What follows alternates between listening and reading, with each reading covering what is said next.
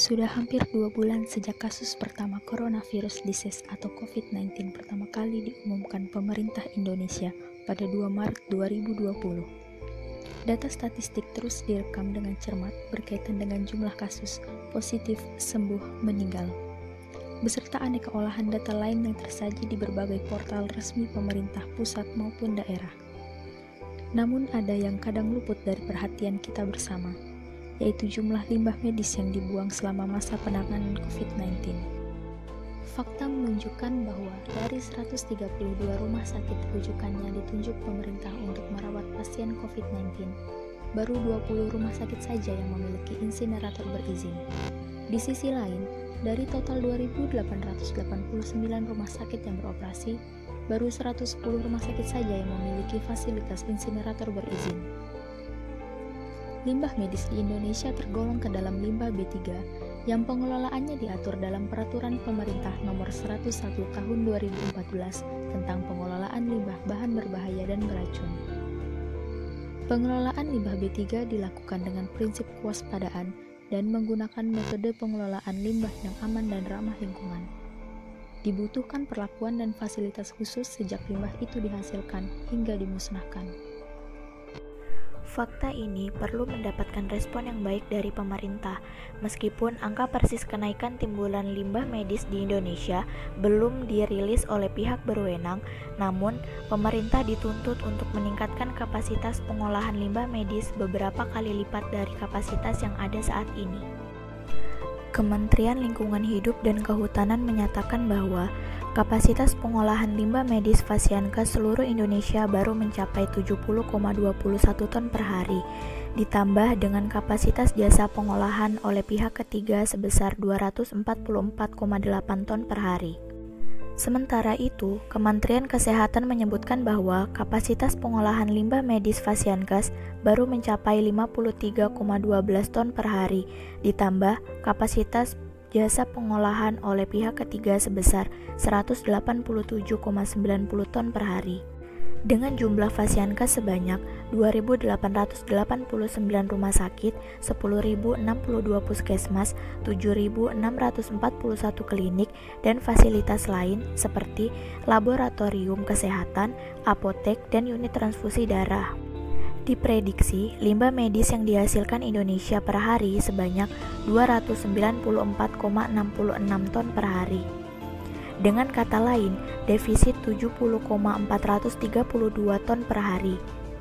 Angka ini bahkan belum termasuk timbulan limbah medis yang dihasilkan pada tingkat rumah tangga berupa masker dan sarung tangan yang jumlahnya turut meningkat. Harus diakui bahwa tidak ada negara yang benar-benar siap menghadapi wabah COVID-19 termasuk Indonesia. Langkah yang dilakukan pemerintah dalam mengatasi gap kapasitas limbah medis COVID-19 patut diapresiasi. Namun, terdapat beberapa catatan yang perlu diperhatikan menanggapi respon tersebut. Pertama, teknologi pengolahan masih bergantung pada insinerator. Faktanya, teknologi ini sudah mulai ditinggalkan karena berpotensi mengemisikan merkuri dan dioksin. Selain itu, khusus untuk penanganan limbah medis, insinerator dinilai overkill, boros, dan rawan penyalahgunaan atau korupsi. Banyak insinerator rumah sakit yang ada di Indonesia tidak dibangun dengan kriteria yang benar, sehingga tidak mencapai pembakaran dengan suhu optimal, atau tidak dilengkapi dengan pengendali pencemaran udara yang memadai.